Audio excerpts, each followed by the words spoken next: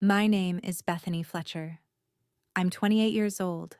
15 minutes before our flight to Europe, my parents slipped my passport out of my bag and watched me panic at the airport gate. They spoke to the staff like calm, responsible adults, shaking their heads while I tore through my suitcase. "She's always careless," my mom said.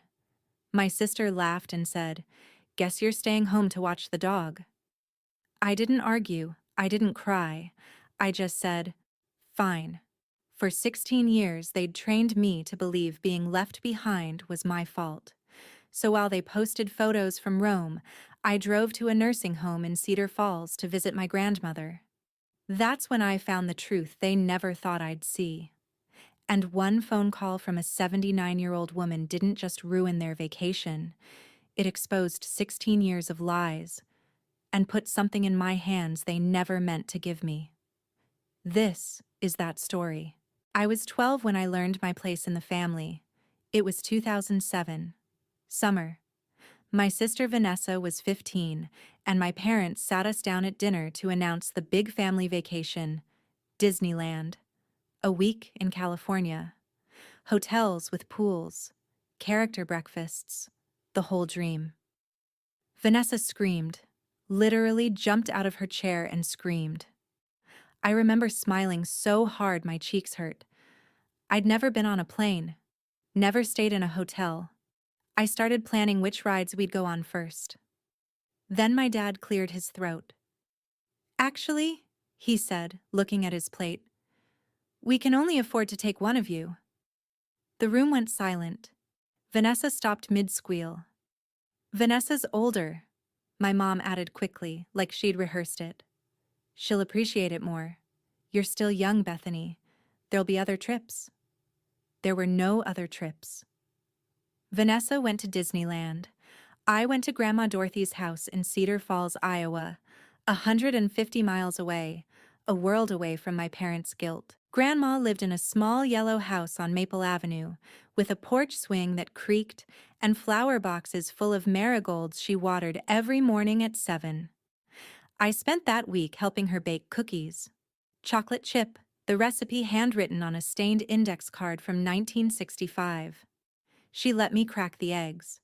She didn't say much about my parents' choice, but on the third night, when I was scrolling through Vanessa's Facebook photos, her grinning in front of Sleeping Beauty's castle, Grandma sat beside me on the porch swing. "You know what I see when I look at you?" she said. I shrugged. I was 12. I didn't know what anyone saw. "I see someone who's going to be stronger than all of them," she said. "Because you're learning something they'll never learn. You're learning that love isn't loud, it's quiet, it shows up." I didn't cry in front of my parents when they picked me up, but I cried on Grandma's porch, and she held me and said, "You're worth more than any castle, sweetheart."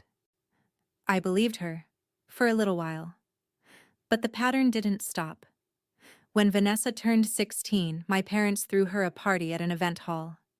80 guests, a DJ, a photo booth with props. I was 14, and I spent the night setting up chairs and refilling the punch bowl. No one asked me to. I just knew that's what I was supposed to do.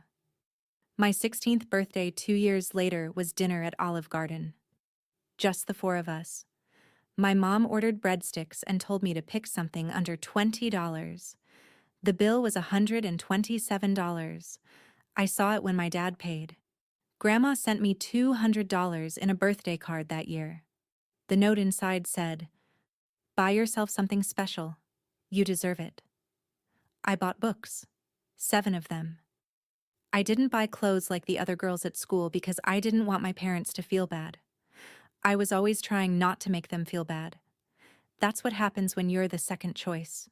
You shrink. You make yourself smaller so you fit into the space they've left for you.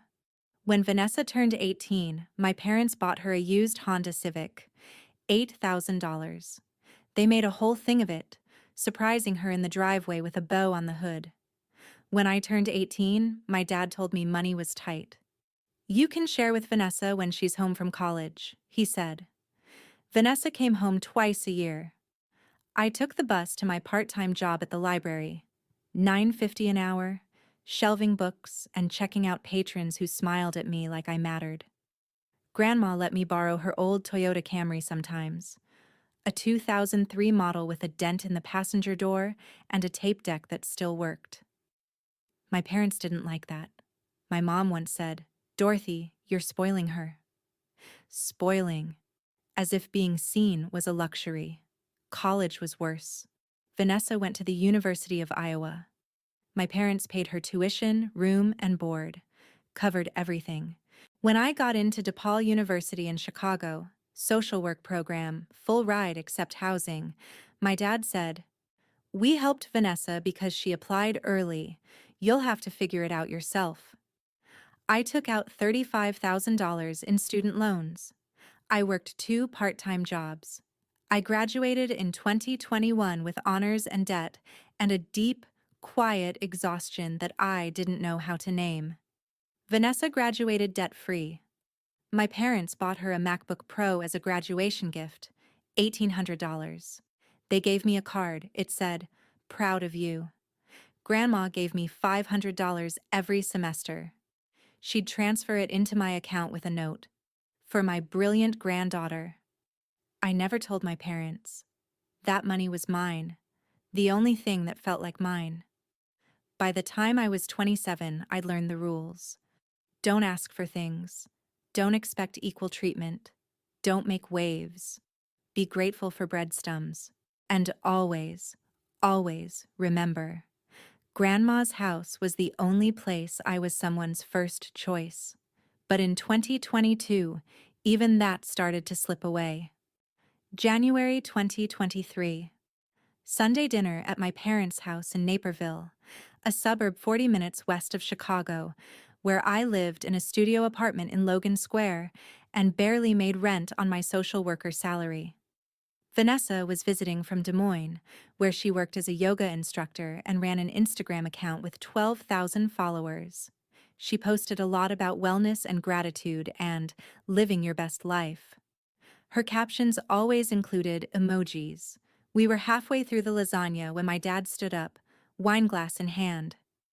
"I have exciting news," he said. His face was flushed, happy. "We're going to Europe this summer, Paris, Rome, Barcelona. 12 days, all 4 of us." Vanessa gasped. She actually gasped, hand to chest, like she was in a movie.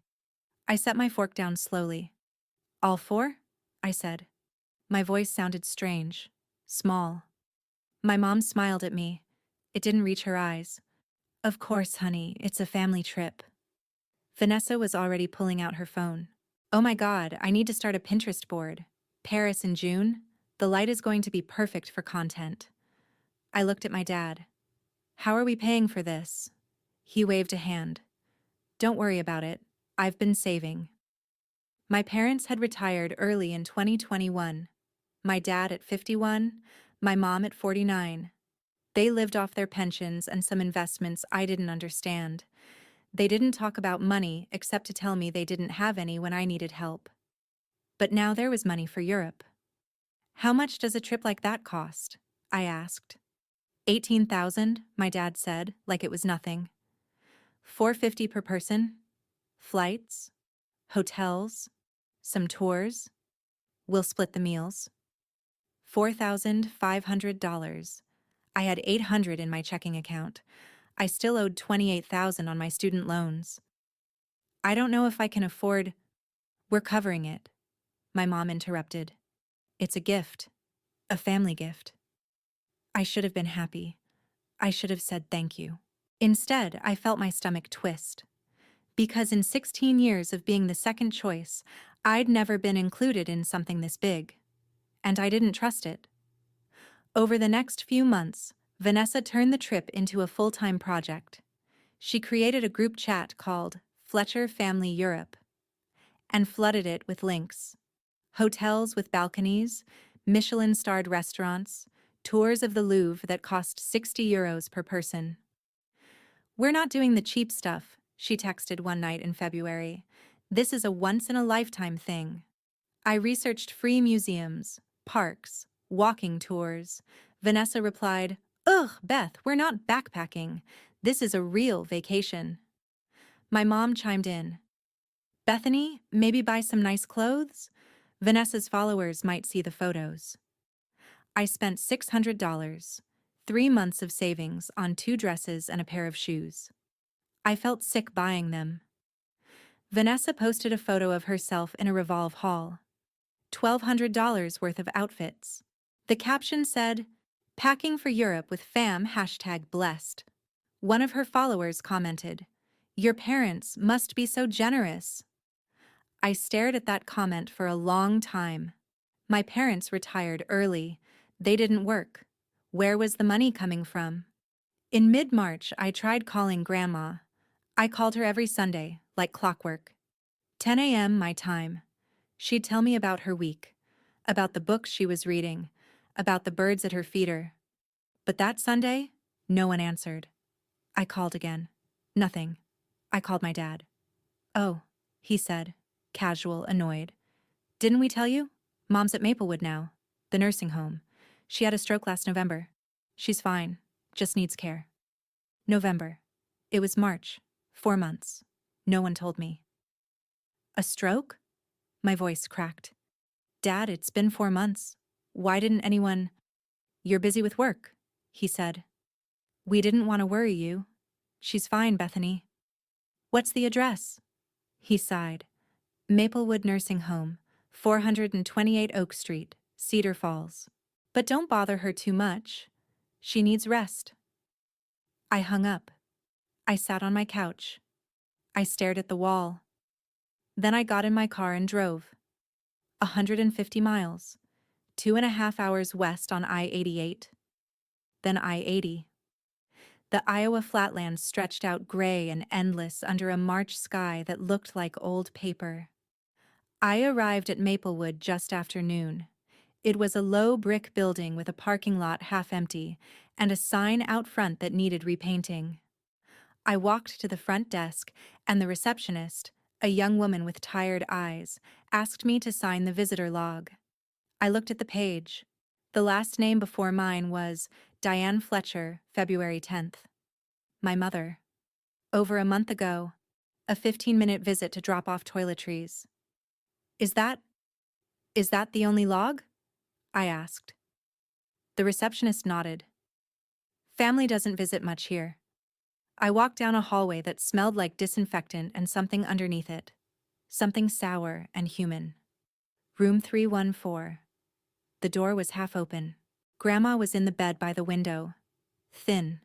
So much thinner than I remembered. Her hair, white and uncombed, hung past her shoulders. She was wearing a hospital gown, not her own clothes. She turned her head when I walked in, and she started crying. Bethany? Her voice shook. Is that really you? I crossed the room. I sat in the chair beside her bed. I took her hand. Her left hand, the strong one, because the right was still weak from the stroke. I'm here, Grandma, I said. I'm so sorry I didn't come sooner. I thought everyone forgot about me, she whispered. I couldn't speak. I just held her hand and let her cry. After a while, she looked around the room. At the empty walls. At the TV mounted in the corner, playing a game show no one was watching. Where's your father? She asked. Your mother? Did they come too? I swallowed hard. They're traveling. But I'm here. She nodded. She didn't ask more. She knew. A nurse came in, Kelly, mid-30s, kind face, with a tray of medications, pills in little paper cups. Mrs. Fletcher, time for your meds, she said. Grandma took them without complaint. I asked Kelly, what medications is she on? Blood pressure, blood thinner, thyroid meds. Oh, and we just restocked her BP meds yesterday. Sorry for the delay. Delay? Kelly looked uncomfortable. Yeah, her prescription ran out Thursday. The pharmacy didn't fill it until Saturday. She missed 2 doses. 2 days without blood pressure medication for a 76-year-old stroke patient. We called the family contact, Kelly added. Your father. It took him a day to respond. My father, who was planning a trip to Europe. I stayed until evening. I brought Grandma tulips from the grocery store. Yellow, her favorite. I brought homemade cookies. I loaded movies on my iPad, and we watched Breakfast at Tiffany's, her favorite, while she ate 3 cookies and smiled. Before I left, she grabbed my hand. Beth, she said, can I ask you something? Anything. Did I do something wrong? Is that why no one comes anymore? I wanted to lie. I wanted to tell her everyone was just busy, that they loved her, that she mattered. But I couldn't. You didn't do anything wrong, Grandma, I said. Not a single thing. She looked at me with eyes that had taught children to read for 40 years, eyes that knew when someone was lying. Then where is everyone? I didn't have an answer. I drove home in silence. No radio, just the hum of the highway and the pressure building behind my eyes. That night, I texted my dad. I saw Grandma today. We need to talk. He read it at 8:42 p.m. Paris time. He didn't reply. June 15th. O'Hare International Airport, Terminal 1, 4:05 p.m. We were 15 minutes from boarding United Flight 986 to Paris. Gate C18. The departure board blinked our flight number in yellow. On time. My parents sat near the window, watching planes taxi on the runway. Vanessa was filming an Instagram story, panning across the terminal with her phone. OMG, Paris, here we come. The camera swept past me. I was sitting in a black plastic chair, my Herschel backpack in my lap, my boarding pass folded in my hand. I'd been looking forward to this for months. Despite everything. Despite the money I didn't have. Despite the dresses I couldn't afford. Despite the creeping feeling that something was wrong. I wanted to believe this was real, that my family wanted me there. I reached into the front pocket of my backpack to check my passport one more time. A habit. I'd checked it twice already. Once at home, once at security. It wasn't there. I froze. I unzipped the pocket fully. Empty. I dumped the entire contents of my bag onto the chair. Wallet, phone, chapstick, boarding pass, a crumpled receipt. No passport. My passport? I said. My voice came out strange, tight. It's not here.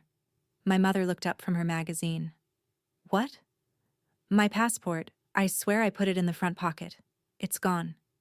My dad sighed. Bethany, you need to be more responsible. I am responsible. My hands were shaking. It was here 20 minutes ago. I showed it at security. Vanessa was still holding her phone. She lowered it slowly, her face neutral. Did you check your purse? I don't have a purse. I checked my bag. It's not here. The gate agent's voice crackled over the intercom. United Flight 986 to Paris. Will begin boarding in 10 minutes. Group 2, please prepare. 10 minutes. I stood up. My bag slipped off the chair, spilling everything onto the floor. I didn't pick it up. I ran. Back towards security. Back to the Starbucks 2 gates down, where I'd gotten coffee 30 minutes ago. My heart hammered in my chest. The barista, a young guy with gauges in his ears, looked at me blankly when I asked if anyone had turned in a passport. No, sorry, he said. You could check the TSA lost and found. I ran back to gate C18. My family was still sitting. Vanessa had put her phone away. My mother was checking her nails. My father was looking at his watch. Well, he said. It's not there. I checked everywhere. Bethany. He stood up, crossed his arms. This is exactly why I was worried about bringing you on this trip. You're not ready for international travel. The words hit me like a slap. I didn't lose it, I said. It was in my bag. Vanessa tilted her head. Are you sure? Maybe you left it at home. I showed it at TSA. You saw me.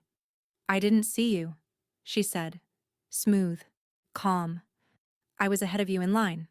That was true. She had been ahead. But my mother had been beside me. My mother had seen. I turned to her. Mom, you saw me show my passport. At security, right?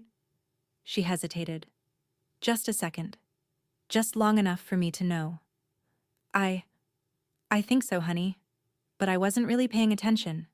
The intercom again. United Flight 986. Now boarding Group 2. My father's group. My mother's group. Vanessa's group. They'd paid for seat upgrades. Premium economy. I was in Group 3. Basic. We can't miss this flight, my dad said. His voice was tight. Controlled. This trip cost $18,000, Bethany. We can't let 3 tickets go to waste because you lost your passport. I stared at him. So you're just going to leave me? My mother wouldn't look at me. Honey, you're 27. You can handle staying home. We'll bring you something nice, my dad added. Something nice. Like a souvenir could replace 12 days in Europe. Like a keychain could replace being chosen. Vanessa stood. She picked up her designer carry-on, a Prada bag I knew cost more than my rent. She walked over to me, pulled a key from her pocket, and held it out. Here, she said. My apartment key. Coco needs to be fed twice a day. 7 a.m., 7 p.m. Walk her morning and evening, and don't let her on the couch. She's not allowed. I looked at the key. Coco, her Pomeranian, her $4,000 Instagram-famous white fluffball Pomeranian. You want me to dog sit? I said. Flat. Numb. Vanessa smiled. It didn't reach her eyes. I mean, you weren't that excited about the trip anyway, right? This works out. I wasn't excited. I'd spent $600 on clothes. I'd requested time off work. I'd been packed for a week. But sure, I wasn't excited. Good, Vanessa said, pressing the key into my palm. Stay home and watch my dog. The final boarding call. My father picked up his bag. My mother adjusted her scarf. Vanessa checked her lipstick in her phone camera. They were really leaving. I stood there, holding a key to an apartment that wasn't mine, watching my family prepare to board a plane I'd never get on. My dad turned back. We'll call you when we land. They didn't call. I could have cried. I could have begged. I could have made a scene. But I'd spent 16 years learning how to be small, how to not make waves, how to swallow everything and smile. So I looked my father in the eye, and I said one word. Fine. He blinked. Fine? I said fine. Have a great trip. Vanessa laughed, nervous, like she'd expected more fight. Okay, wow. No need to be dramatic. I'm not being dramatic, I said. My voice was steady, cold. I'm going home. Enjoy Paris. I picked up my bag. I walked 10 steps toward the exit. Then I stopped. I turned around. They were at the gate now, scanning their boarding passes. My mother's back, my father's profile, Vanessa's blonde ponytail swinging as she walked down the jetway. I pulled out my phone. I took a photo. All 3 of them, backs turned, walking away. The timestamp read 4:19 p.m., June 15th, 2023. I saved it to my photos.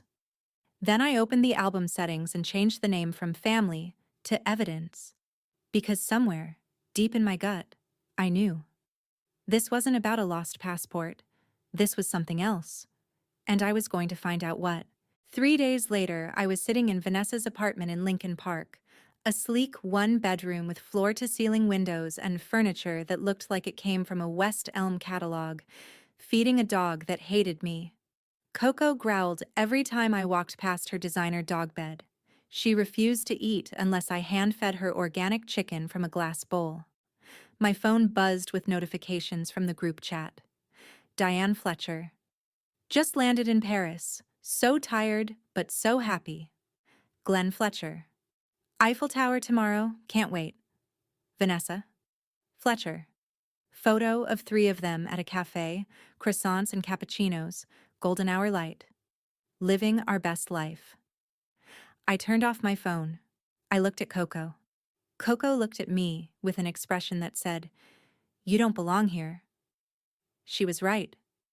I grabbed my keys. I got in my car. And I drove west. 150 miles to Cedar Falls. To Maplewood Nursing Home.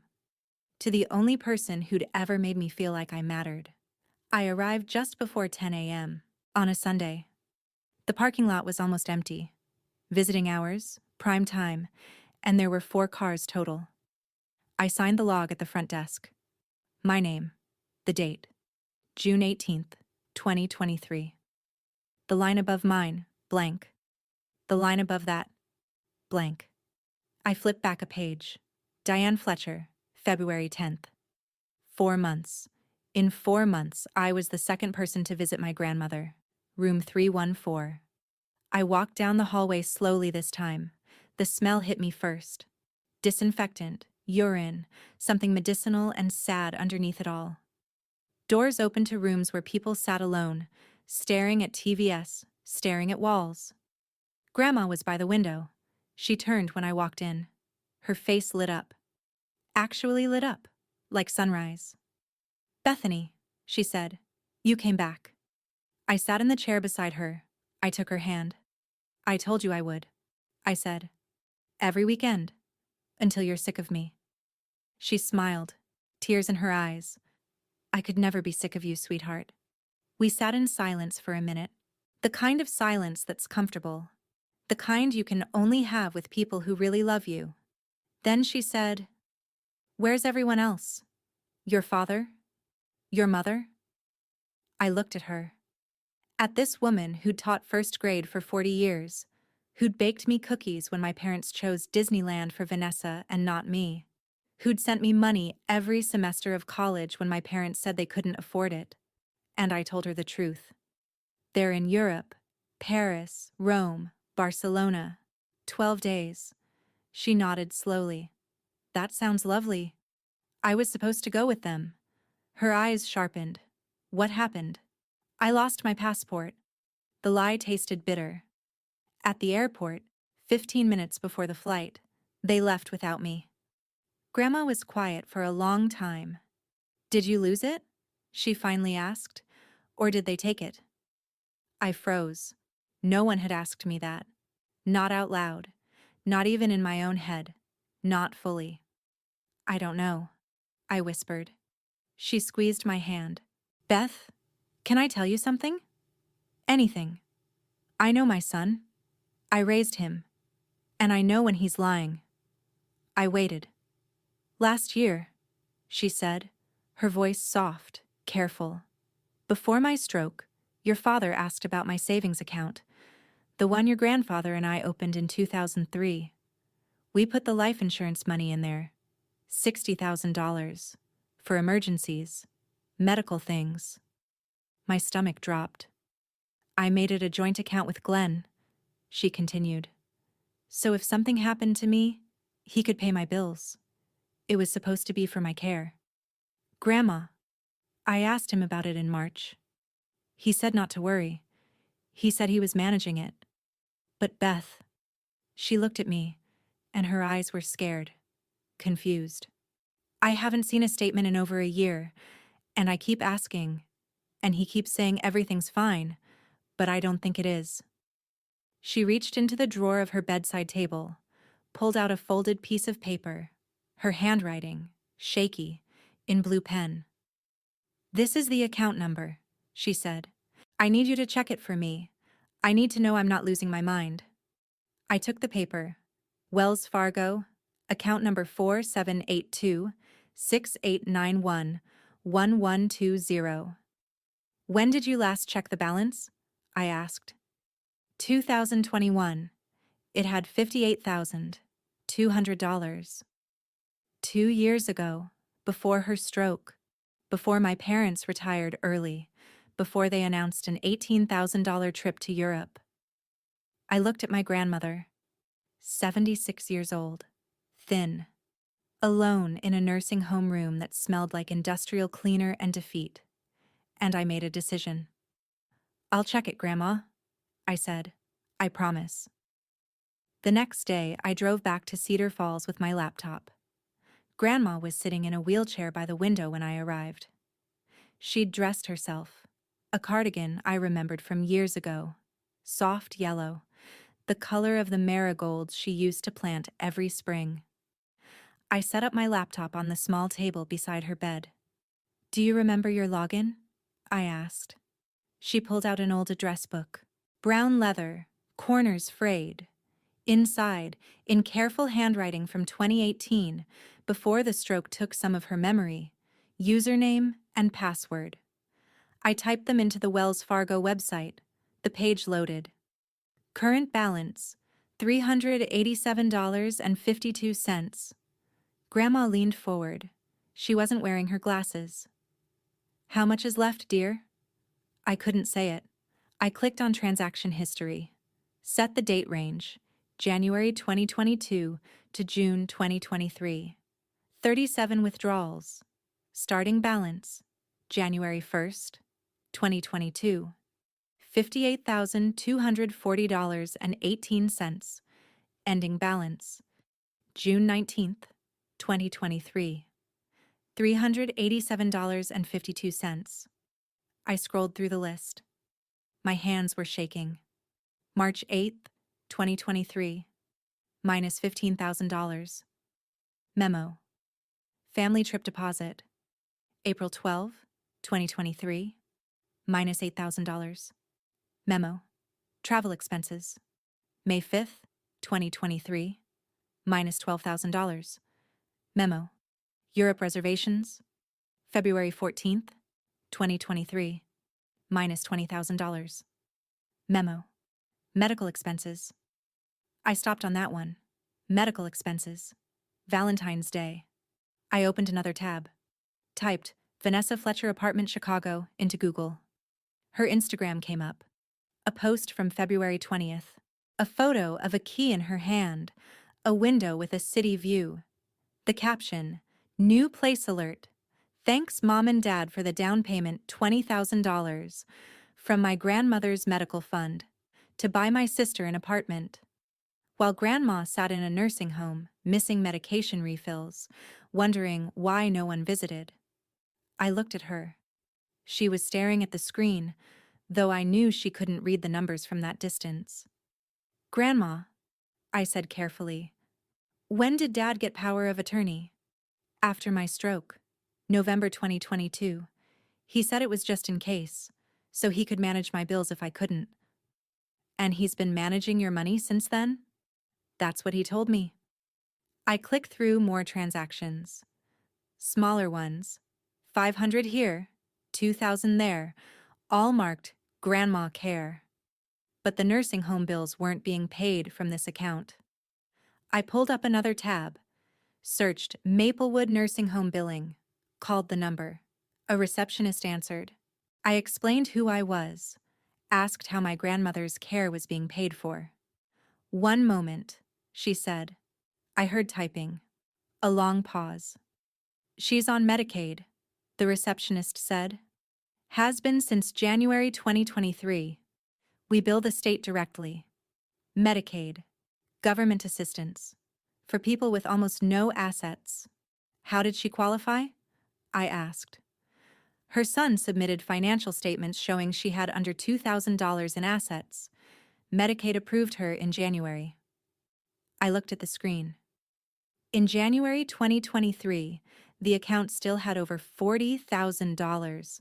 My father had hidden the money, applied for government assistance, made taxpayers cover her $6,500 monthly nursing home bill, while he booked first-class train tickets from Paris to Rome.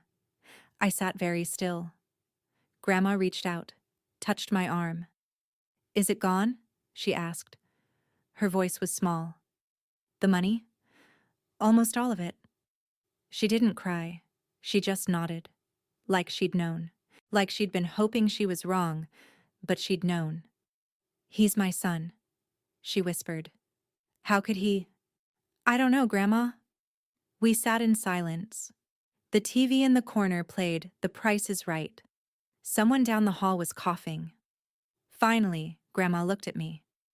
"Beth," she said. Do you think, do you think I can get it back? She wasn't asking if it was possible. She was asking if I would help. I took her hand. I looked her in the eye. Yes, I said. We're getting it back. All of it. The next morning, I sat with Grandma in the quiet room at Maplewood, a small space with a couch and a door that closed, used for family meetings and difficult conversations. I had my phone on speaker. We were calling Adult Protective Services. The number was easy to find. Iowa Department of Human Services. 1-800-362-2178. I'd called it the night before, alone in my car, just to hear the recording, to make sure it was real. Now, with Grandma beside me, I dialed again. A woman answered, Iowa Adult Protective Services. If this is an emergency, press 1. I pressed 1. What is the nature of the emergency? I took a breath. My grandmother is a vulnerable adult in a nursing home, I said. Her son has power of attorney. He withdrew nearly $60,000 from her account without her knowledge or consent. She's also being neglected, missed medications, no family visits for months. Is your grandmother able to speak right now? I looked at Grandma. She nodded. Yes, I said. Put her on, please. Grandma leaned toward the phone.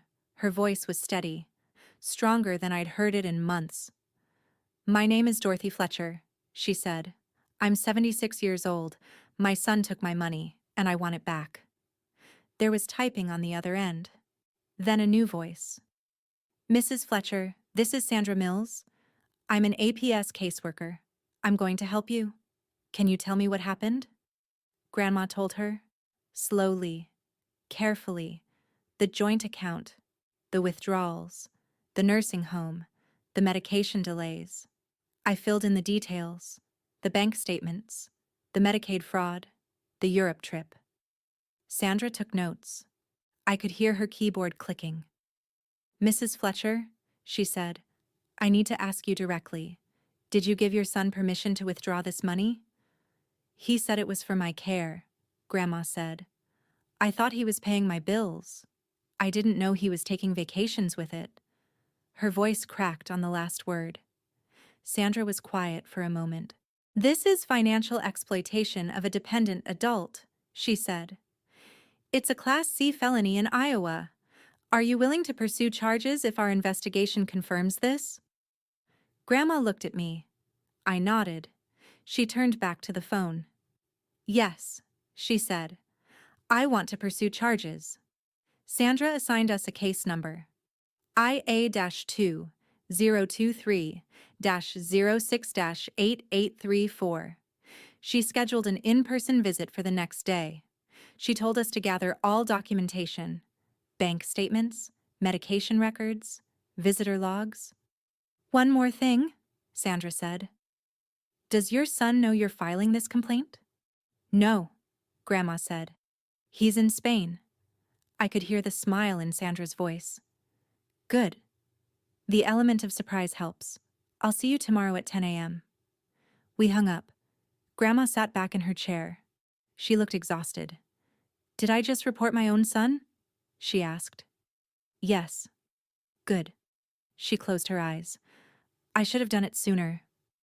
That afternoon, I called a lawyer. Jeffrey Crane, Elder Rights and Estate Planning, Cedar Falls. 4.9 stars on Google. Specializes in financial abuse cases.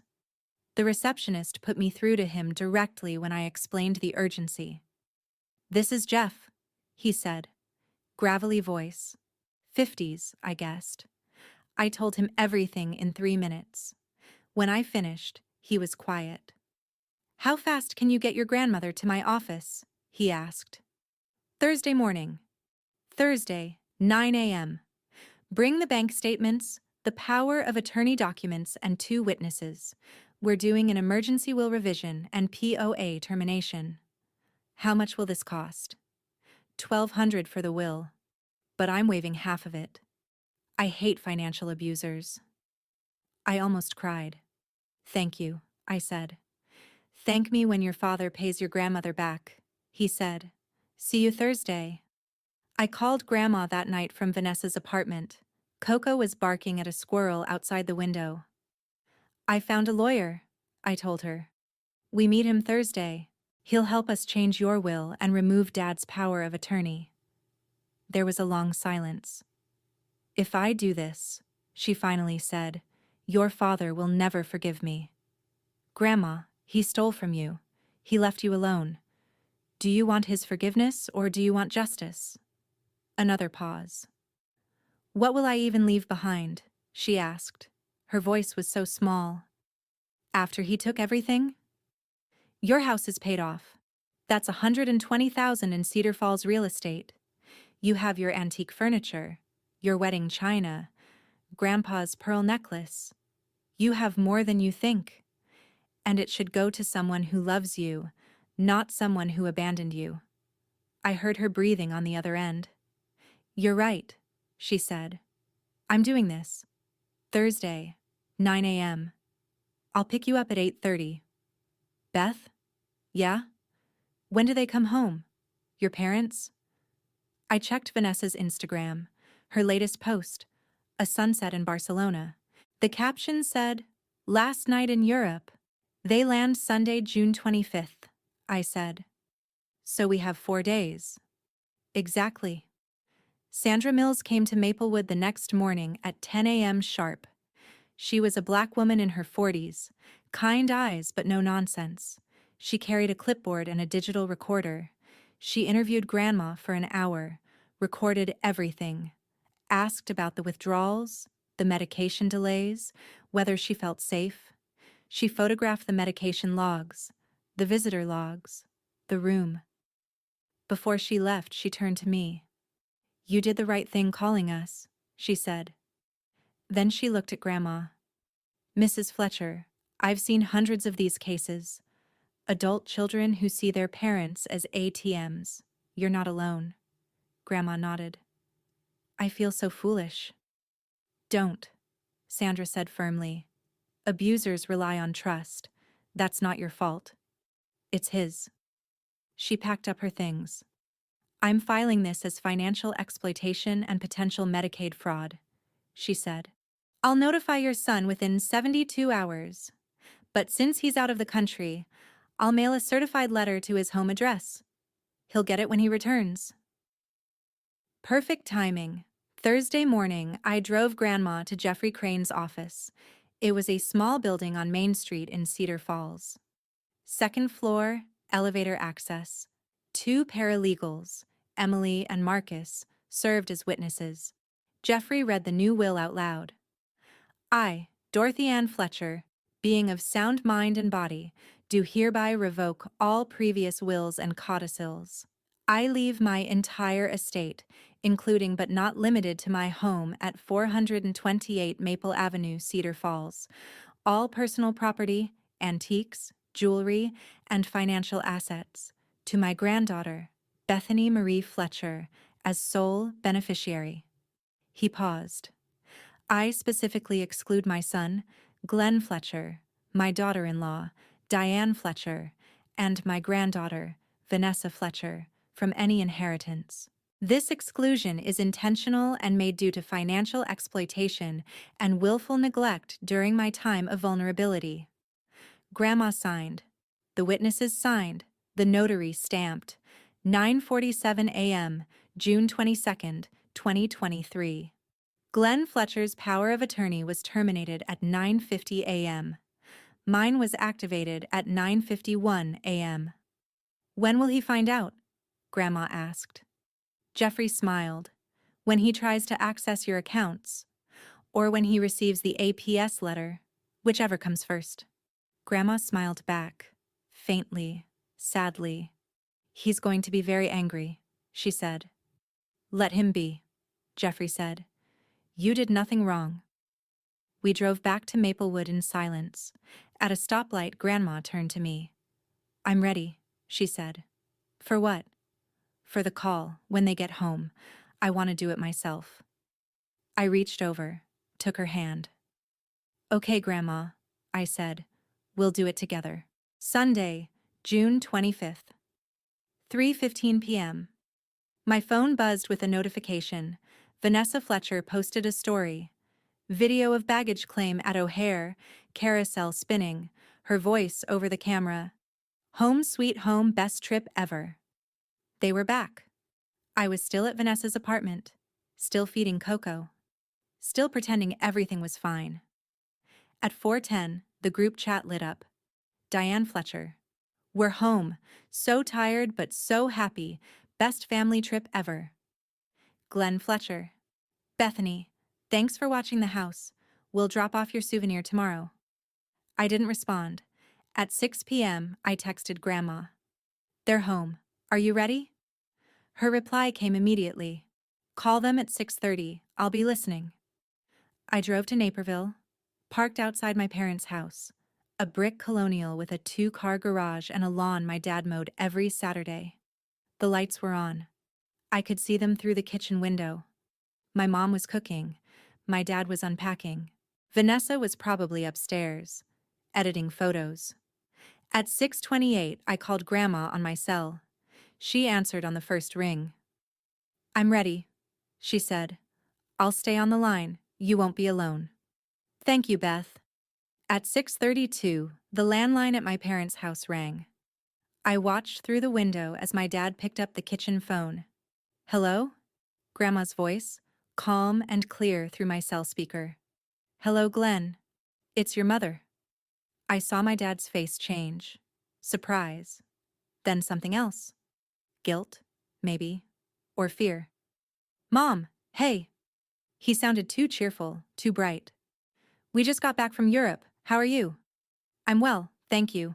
I wanted to call while you're all together. Is Diane there? Vanessa? He hesitated. Yeah, hold on. He put the phone on speaker, called out to them. Through my cell, I heard shuffling. My mom's voice. Dorothy, we missed you. We brought you back some... Grandma cut her off. I don't want souvenirs. Silence. Mom, what's wrong? My dad's voice, nervous now. I know about the money, Glenn. I watched his face turn white. What money? The $58,000 you took from my account. The money your grandfather left me for medical emergencies. The money you used to take your family to Paris, to Rome, to Barcelona.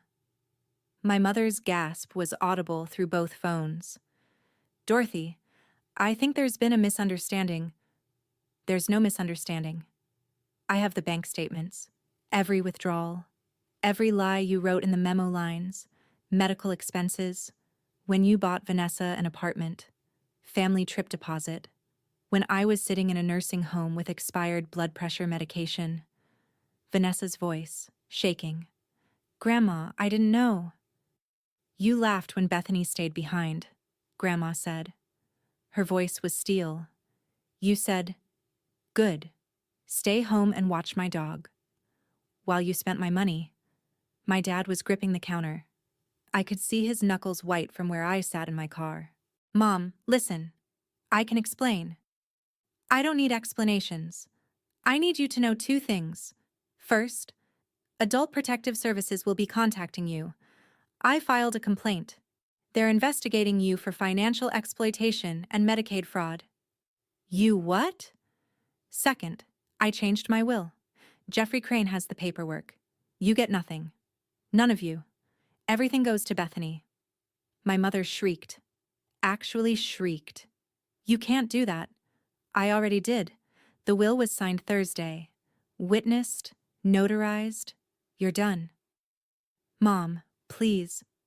My dad's voice broke. We can fix this. Fix this? You left me alone for 4 months. You stole my life savings. You made me think I was losing my mind when I asked about the money. You abandoned me. The only person who didn't abandon me was Bethany. And she's the only one who deserves anything from me. Vanessa was crying. I could hear it through the phone. Grandma, I'm sorry. You're sorry you got caught, Grandma said. There's a difference. My dad, desperate now. We'll pay it back. Every cent. You'll pay it back because the law will make you, not because you want to. A pause. Then Grandma said, Goodbye, Glenn. Mom, wait. Click. The call ended. I sat in my car. My hands were shaking. Through the kitchen window, I watched my father stare at the phone.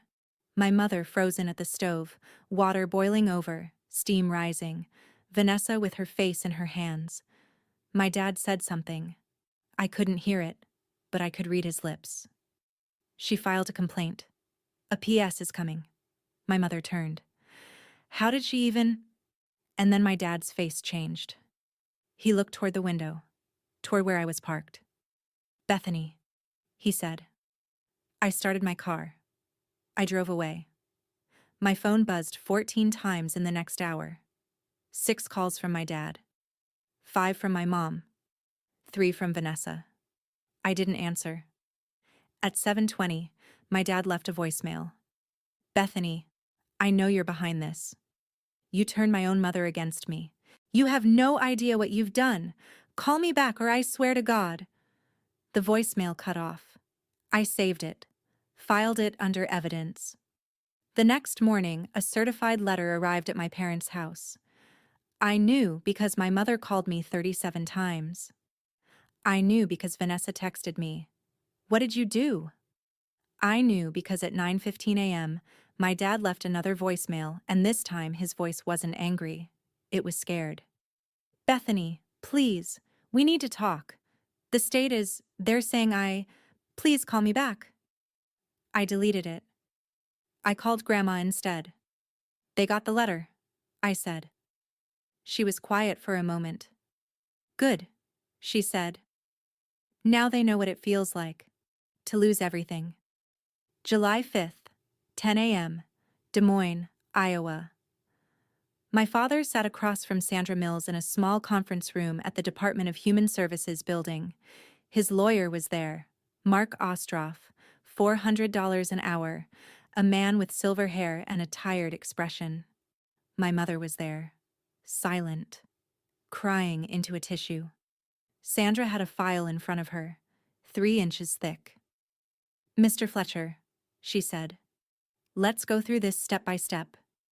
She opened the file, pulled out the bank statements I'd printed at Maplewood. March 8th, 2023. You withdrew $15,000 from your mother's account. The memo says, family trip deposit. Explain that. My dad's mouth opened, closed. I thought the money was for family expenses. Family expenses? Sandra repeated. Your mother is in a nursing home. Her family expenses are covered by Medicaid. So whose family are we talking about? Silence. Sandra flipped a page. April 12th. $8,000. Travel expenses. May 5th. $12,000. Europe reservations. She looked up. You took your family to Europe while your mother missed medication refills because the pharmacy couldn't reach you. Do you see the problem? My father stared at the table. The forensic accountant, Tom Bergen, 50s, glasses, leaned forward. Mr. Fletcher, did your mother benefit from any of these withdrawals? I paid for her nursing home. No, you didn't. Tom slid another document across the table. Nursing home records show Medicaid has paid for her care since January 2023. You withdrew the money before that. Where did it go? My dad's voice was barely a whisper. Travel. My daughter's apartment deposit. I thought Mom wouldn't need it. Sandra's face didn't change. You thought a 76-year-old stroke patient wouldn't need her life savings? My dad's lawyer interjected. My client made poor financial decisions, but there was no malicious intent. Sandra turned to him, slowly. Poor decisions that funded a $35,000 European vacation while his mother sat in a nursing home, asking if she'd done something wrong. She paused. I call that malicious. The interview lasted 2 hours. At the end, Sandra closed her file. You'll receive notice of a restitution hearing in 2 weeks, she said. I suggest you start liquidating assets, because one way or another, Mr. Fletcher, you're paying your mother back. July 20th, Cedar Falls County Courthouse, Judge Patricia Waldron presided. Grandma was there. I pushed her wheelchair to the front of the courtroom. My father sat on the other side with his lawyer. My mother was in the gallery, sunglasses on, face turned away from everyone. Vanessa wasn't there. The judge reviewed the evidence, bank statements, APS reports, nursing home records. My father didn't contest the facts. He couldn't. Judge Waldron looked at him over her reading glasses. Mr. Fletcher, you held power of attorney. That's a position of trust. You violated that trust in the most egregious way, by stealing from a woman who gave you life. Do you have anything to say? My father stood. His hands shook. I'm sorry, he said. I made mistakes. You made choices, the judge interrupted. Choices have consequences. She signed the order.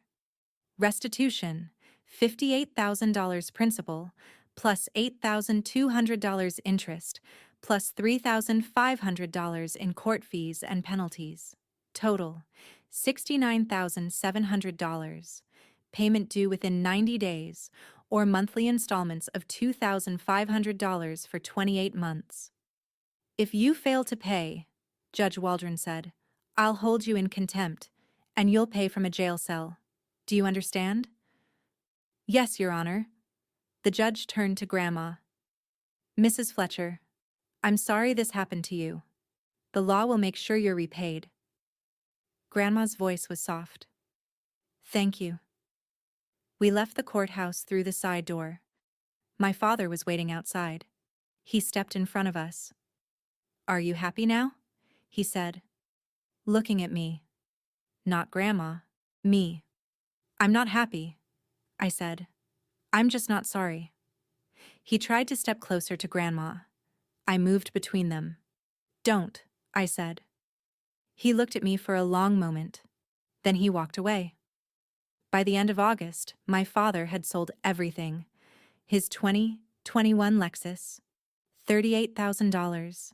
His 401k, liquidated early. $31,000 after penalties. His Rolex watch, $8,000. Vanessa's apartment lease, broken. She lost her deposit. Moved back in with my parents. They drove a used Honda Civic now. One car between them. My father's insurance license was suspended. He couldn't work. My mother filed for divorce in September. On August 15th, my father took a plea deal. Financial exploitation of a dependent adult. Class D felony. 3 years supervised probation. 200 hours of community service at an elder care facility. $5,000 fine. Felony record. The prosecutor told me later that he was lucky. Without the plea, he could have faced 5 to 10 years in prison. His community service was assigned to Maplewood Nursing Home, the same place where Grandma had lived. He cleaned bedpans, delivered meals, mopped floors. Everyone knew who he was. Everyone knew what he'd done. On September 5th, my mother sent me an email. Subject: I hope you're happy. You destroyed this family. Your father lost his career. Vanessa lost her apartment. I lost my car, my savings, my friends. Everyone knows what happened. And for what? So you could play hero to an old woman who won't even be around much longer? You're cruel, Bethany. Crueler than I ever thought possible. Don't contact us again. You're not our daughter anymore. I read it once, forwarded it to Grandma. She called me immediately. What did it say? She asked. That I'm cruel. That I destroyed the family. Do you regret it? No. Do you? Not for a second. They destroyed themselves. I deleted the group chat, blocked their numbers, changed my emergency contact from Glenn Fletcher to Dorothy Fletcher. I was done. And for the first time in my life, I felt free. September 12th, 2023. I rented a small truck and drove to Cedar Falls. Grandma was being discharged from Maplewood. Officially. No longer needing 24-hour nursing care. Just daily support. I packed her things. Clothes that smelled like lavender, books with cracked spines and her name written inside the covers. The wedding china she'd somehow kept safe in a storage unit. Photo albums from 50 years of teaching first grade. She cried when we left room 314. I thought I'd die here, she said. I knelt beside her wheelchair. You're not dying anywhere but home, I said, and home is with me, now. We drove back to Chicago. 2.5 hours on I-80, the September sun warm through the windshield. Grandma fell asleep with her head against the window, and I drove carefully, taking the turns slow. My apartment in Logan Square was small. 2 bedrooms, 1 bathroom. Rent I could barely afford on my social worker salary, but I'd turn my office into Grandma's room. A new bed, soft yellow bedding, her favorite color. A bookshelf filled with her books. The window faced east so she'd get morning sun. That first night I tucked her in. She held my hand. I'm not a burden, am I? She asked. You're the opposite of a burden, I said. You're the reason I wake up smiling. She cried. Happy tears this time. I love you, Beth. I love you too, Grandma. More than you know. We fell into a routine. Every Sunday morning, 9 a.m., I made pancakes. Her recipe. The one from the index card dated 1965, stained with butter and flour and 50 years of Sunday mornings. Buttermilk, vanilla extract. A pinch of cinnamon, she said, was the secret. She'd sit at the kitchen table, her walker beside her, and tell me stories. Little Tommy Brandt, 1978, she'd say. Couldn't read it all in September. By May, he was reading Charlotte's Web cover to cover. His mother cried at the parent-teacher conference. I'd flip the pancakes and memorize every word. On October 15th, she asked me, Do you ever miss them? Your parents? I thought about it. Sometimes I miss the idea of them, I said. The family I thought I had. But the real them? No. She nodded. I miss the son I thought I raised. But the man who stole from me? I don't know him. We're better off without them. She smiled sadly. We are, past the syrup. On October 28th, Grandma had a good day. I want to teach you something, she said. We went to the grocery store. I pushed her wheelchair through the aisles of Jewel Osco while she inspected apples, sniffing each one.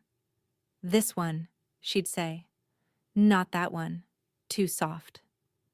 We bought Granny Smith apples, butter, cinnamon, sugar, flour.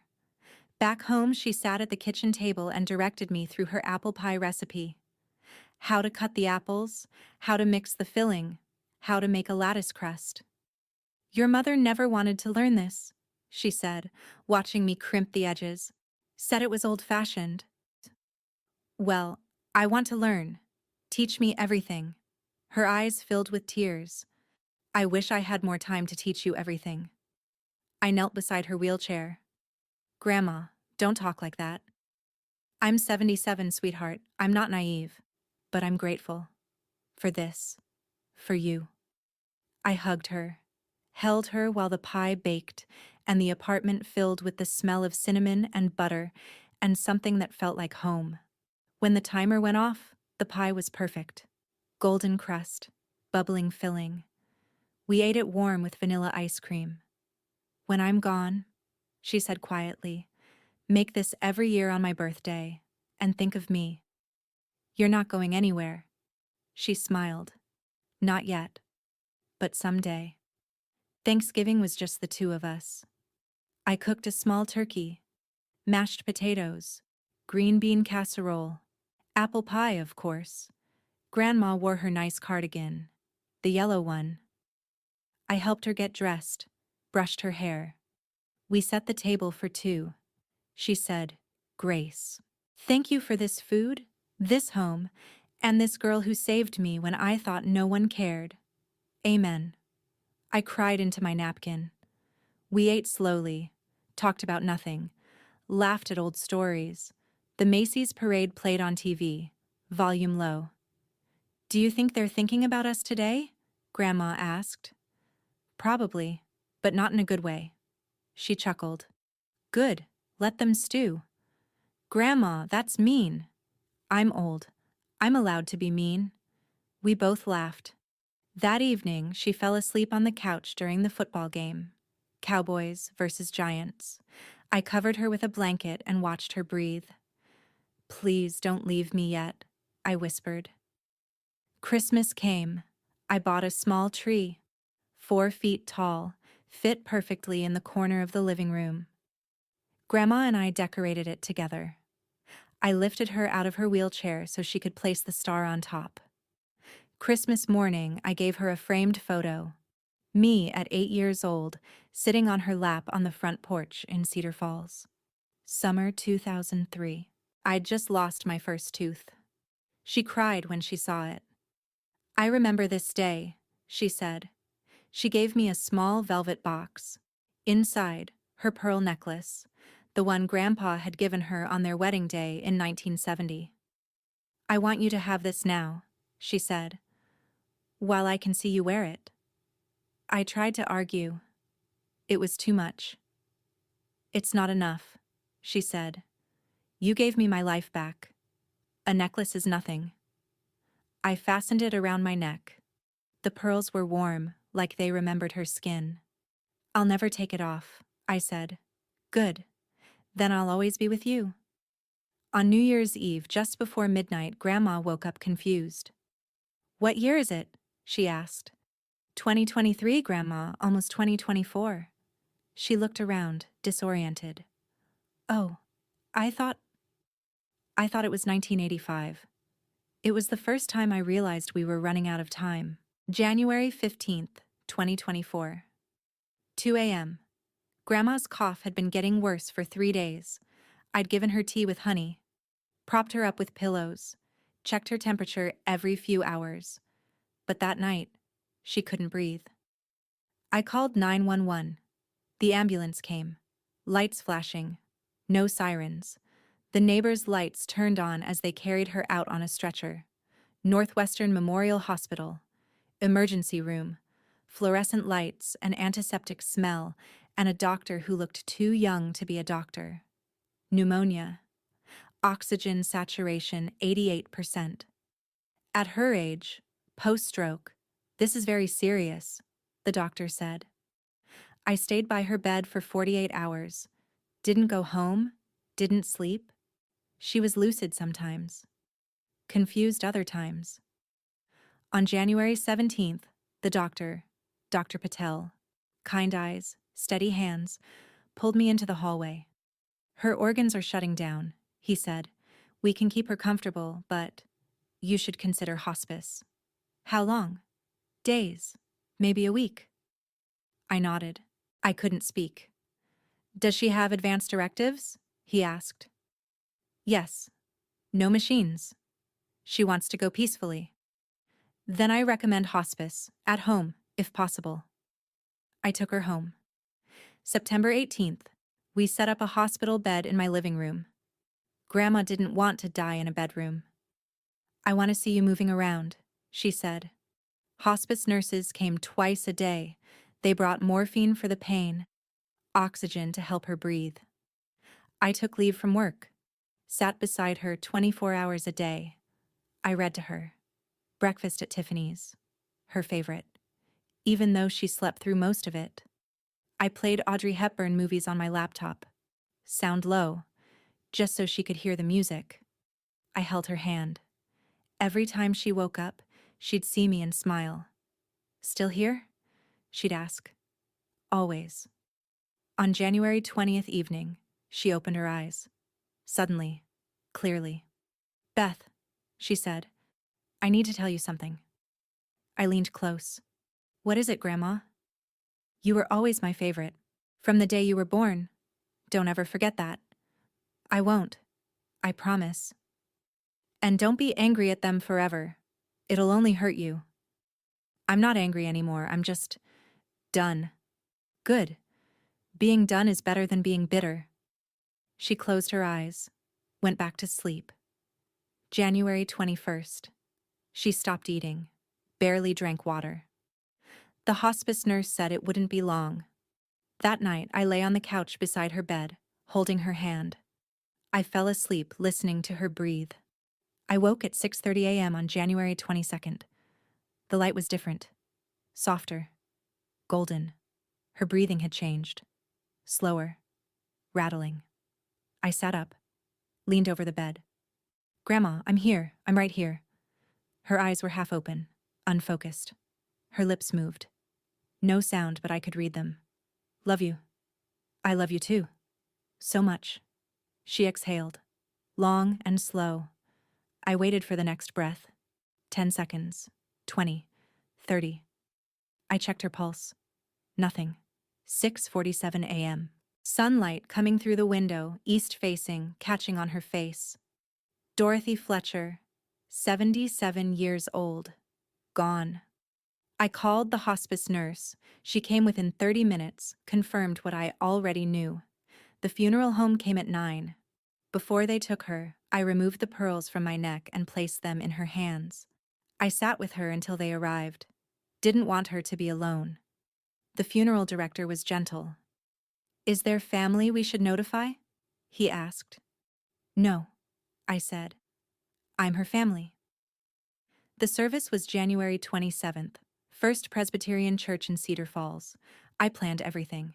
Hymns, Amazing Grace, flowers, yellow roses, the eulogy. I wrote it myself. Delivered it with a voice that shook but didn't break. 47 people came. Former students, neighbors, library volunteers, people whose lives she'd touched in ways I'd never know. Not one member of my immediate family. I didn't invite them. They didn't ask. After the service, a woman in her 70s approached me. "Your grandmother taught my son to read in 1983, she said. "He's a lawyer now because of her. I'm so sorry for your loss." I thanked her, and I realized my grandmother had touched hundreds of lives. My father had destroyed one. I buried her next to my grandfather in Cedar Falls Cemetery. I planted yellow roses on her grave. I drove back to Chicago alone. I cried the whole way, but somewhere around mile 80 I stopped. Because I realized something. I wasn't alone. I had 5 months with her that my father tried to steal, and I'd taken them back. I had her last words, her last smile, her pearls, and a recipe for apple pie that I'd make every October 12th for the rest of my life. She was gone, but she wasn't lost. March 2024. 2 months after Grandma died, a check arrived in the mail. Estate of Dorothy Ann Fletcher. Jeffrey Crane had sold the house in Cedar Falls, $122,000. The contents: antique furniture, wedding china, the things my father hadn't touched, had been auctioned. $23,000. Her bonds cashed. $12,000. Life insurance, updated before she died. $18,000. Total: $175,000. Minus legal fees, minus funeral costs. Net to me, $137,000. I sat on my couch, stared at the check. It was more money than I'd ever seen, and I knew exactly what to do with it. $28,000 to pay off my student loans. Every cent. Balance, zero. $25,000 to the National Center on Elder Abuse. In memory of Dorothy Fletcher. They sent me a thank you letter. I framed it. $50,000 as a down payment on a condo. My own place. Not rented. Mine. The rest went into savings. For the first time in my life, I could breathe. On June 10th, I closed on the condo. Logan Square. 1 bedroom. Small kitchen. A window that faced east. I hung Grandma's apple pie recipe on the wall. Framed. On June 15th, exactly 1 year after the airport, I found a box Jeffrey had forwarded from Grandma's things. Inside, a letter. My name on the envelope, in her handwriting. Instructions: open after I'm gone. I sat on the floor of my empty condo, boxes all around me, and opened it. My dearest Beth, if you're reading this, I'm gone, and I hope I went peacefully, with you beside me, because that's all I ever wanted, to not be alone at the end. I'm writing this in December, on a good day, while you're at work. I want you to know, you saved my life. Not just from your father, from loneliness, from feeling like I didn't matter anymore. When you visited me that first time at Maplewood, I thought I was dreaming. No one had come in so long. And then you kept coming, every week. You moved me into your home. You gave up your time, your freedom, to take care of me. You didn't have to.